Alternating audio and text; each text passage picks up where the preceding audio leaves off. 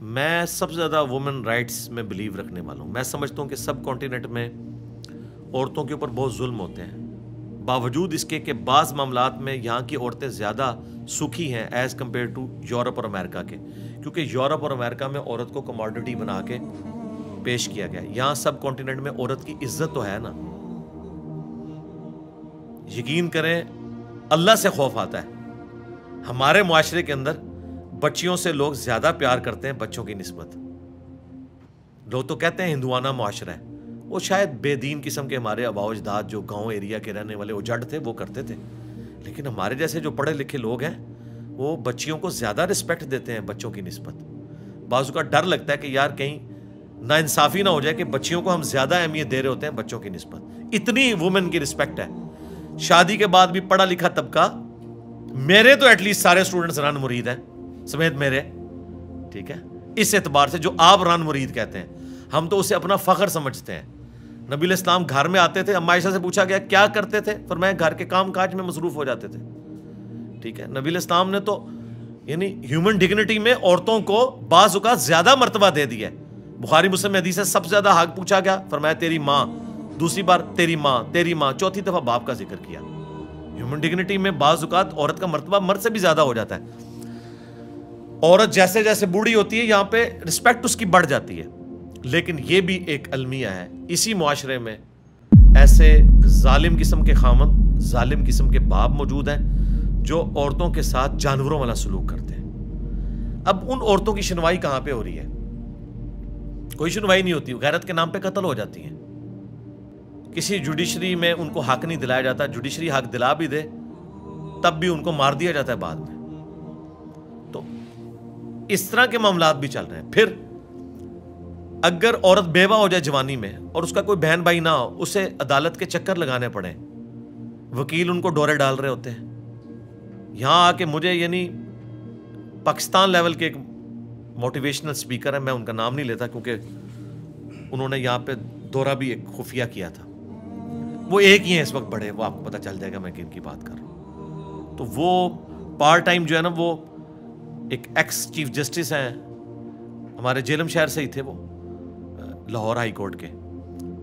تو ریٹائرمنٹ کے بعد انہوں نے یہ نیکی کا کام سنبھالا ہے کہ جو میاں بیوی کے جھگڑے ہوتے ہیں نا، وہ پھر عدالتوں میں تو ہوتے ہی نہیں سیٹل. وہ جان بوجھ کے وہ جب وکیل وکالت نامہ بھرواتے ہیں نا اور شکایت نامہ، اس میں وہ 4-5 چیزیں ویسے ہی ڈال دیتے ہیں کہ نشہ کرتا ہے، مارتا تھا. وہ عورت بیچاری نے اینڈ پہ سائن کرنے ہوتے ہیں، اس کو پتہ ہی نہیں ہوتا، لیکن وہ وکیل سمجھتا ہے کہ تیرا کیس مضبوط کرنے کے لیے یہ الزام بھی لگا.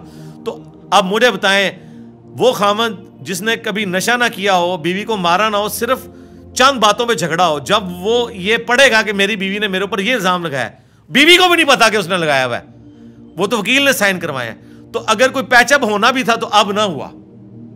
تو وہ پھر پارٹ ٹائم نہ اس طرح کے معاملات لے کے چل. انہوں نے مجھے بتایا کہ یار یہ تو ایک بہت بڑا بزنس بنا ہوا ہے کہ جو نوجوان جج ہیں وہ اس طرح کی جوان عورتوں کو ایکسپلائٹ کرتے ہیں کیس جتانے کے لیے، اپنے کمروں میں بلاتے ہیں.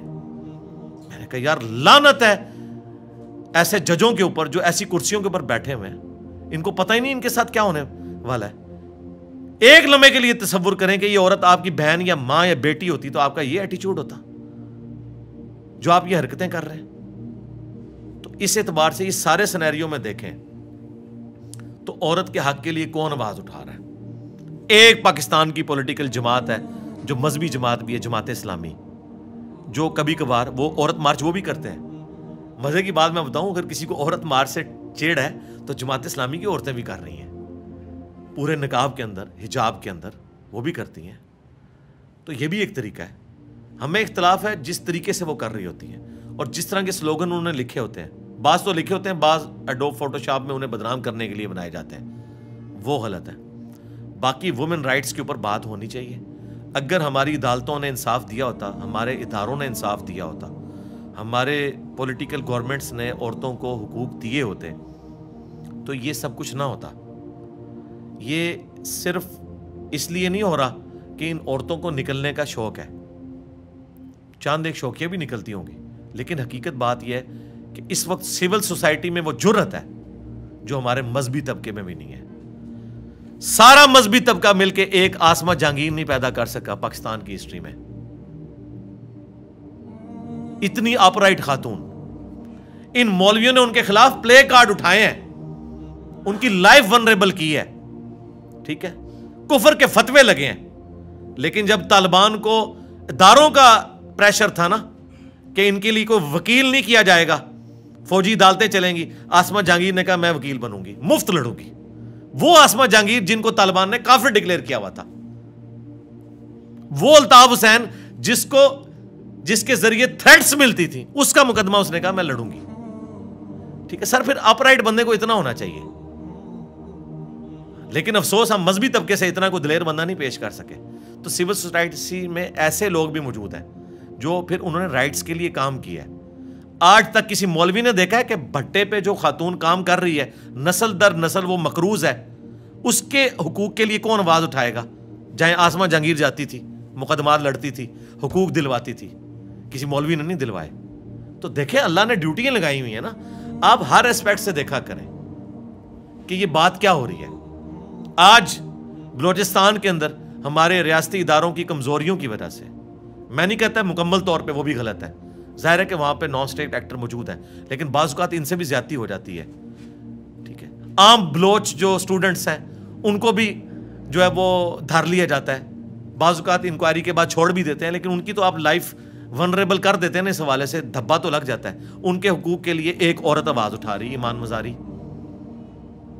کسی مرد میں تو جرات نہیں ہوئی ہے. تو پھر یہ بھی چیزیں دیکھنے کی ضرورت ہے کہ یہ کیا ہو رہا ہے.